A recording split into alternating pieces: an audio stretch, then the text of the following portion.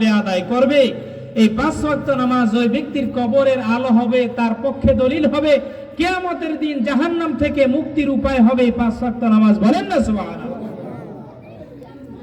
দুনিয়ার মধ্যে রাসূল পাক সাল্লাল্লাহু আলাইহি ওয়াসাল্লাম ইসলামের যত বিধিবিধানের কথা বলেছেন, ঈমান আনয়নের পর সর্বপ্রথম বান্দার উপরে আসে নামাজের বিধান। কিসের বিধান?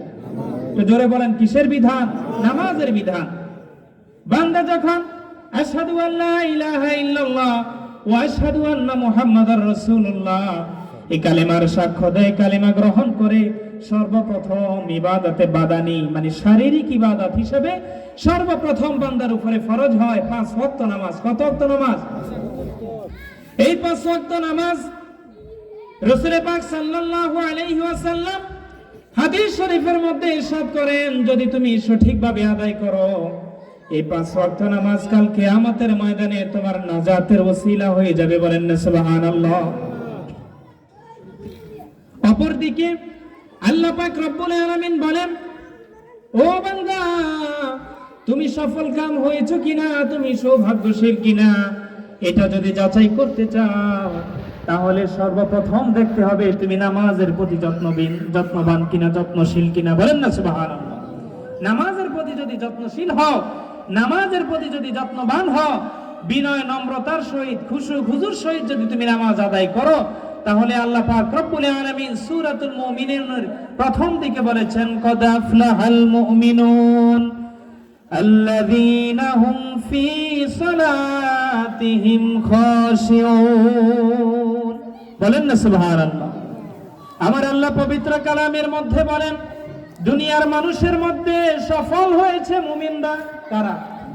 কারা? জোরে বলেন, কারা সফল হয়েছে? মুমিনরা, যারা ঈমান এনেছে, ঈমানের মালা যারা গলার মধ্যে পরিধান করেছে, যারা রাদিতু বিল্লাহি রাব্বান ওয়া বিল ইসলামি দীনান ওয়া বিমুহাম্মাদিন সাল্লাল্লাহু আলাইহি ওয়াসাল্লাম নাবিয়্যান ওয়া রাসূলা, আল্লাহকে রব হিসাবে পেয়ে, নবী মুহাম্মদুর রাসূলুল্লাহকে নবী হিসাবে পেয়ে, ইসলামকে জীবন আদর্শ ধর্ম হিসাবে পেয়ে যারা সন্তুষ্ট, ওই সকল মুমিনরাই সফল হয়েছে। কার কথা? তো জোরে বলেন, হাত উঠিয়ে বলেন, কার কথা? আল্লাহ বলেন, কদ আফলাহাল মুমিনুন, সফল কাম হয়েছে মুমিনরা। কারা? মুমিনরা। মুমিন কারা? মুমিনের পরিচয় আল্লাহ দিয়েছেন, আল্লাযীনা হুম ফী সালাতিহিম খাশিউন।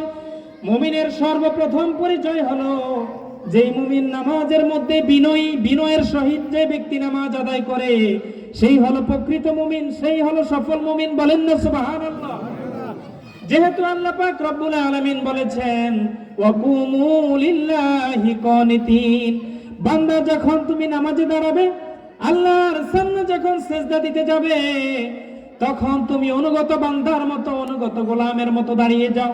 অনুগত গোলামের মতো যদি দাঁড়াও, নামাজের মধ্যে যদি তোমার একাগ্রতা থাকে, যদি খুশু খুজু বিনয় নম্রতার সহিত নামাজ আদায় করো, তাহলে তোমার এই নামাজটাই হলো কান্নাহু ইউনাজি রাব্বাহু, যেন তুমি তোমার রবের সাথে গোপনে কথা বলছো। বলেন না সুবহানাল্লাহ।